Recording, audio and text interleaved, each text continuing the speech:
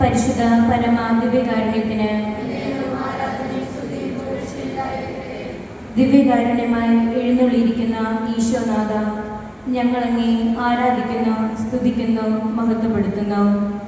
പ്രിയപ്പെട്ടവരാൽ ഉപേക്ഷിക്കപ്പെടുന്ന ആ പെസഹ രാത്രിയിൽ പ്രിയരോടൊത്തായിരിക്കുവാൻ ഈശോ അപ്പമായി. അന്ന് ആ പെസഹ സന്ധ്യയിൽ ഇതെൻ്റെ ശരീരവും ഇതെൻ്റെ രക്തവുമെന്ന് പറഞ്ഞ് അവിടുന്ന് വിളമ്പി. നമുക്ക് വേണ്ടി, നമ്മുടെ വിശപ്പകറ്റുവാൻ വേണ്ടി, നമ്മുടെ നൊമ്പരമകറ്റി നമ്മെ ചേർത്ത് പിടിച്ച് സ്വന്തമാക്കുവാൻ വേണ്ടി വെമ്പുന്ന ഹൃദയവുമായി നിറഞ്ഞൊഴുകുന്ന വറ്റാത്ത സ്നേഹത്തിൻ്റെ ഉറവയായി ദിവ്യകാരുണ്യ ഈശോ.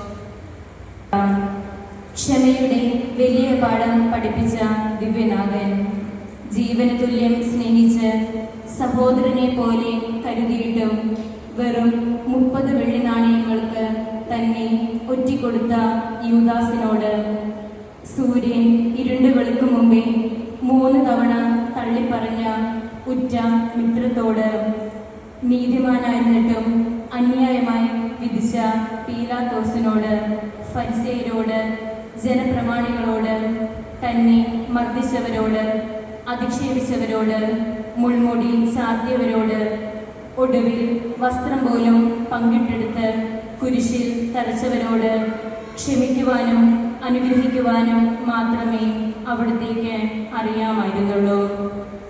മരണവേദനയിൽ പിടഞ്ഞപ്പോഴും അവിടുന്ന് പറഞ്ഞു, പിതാവേ, ഇവർ ചെയ്യുന്നത് എന്തെന്ന് ഇവർ അറിയുന്നില്ല, ഇവരോട് ക്ഷമിക്കണമേ.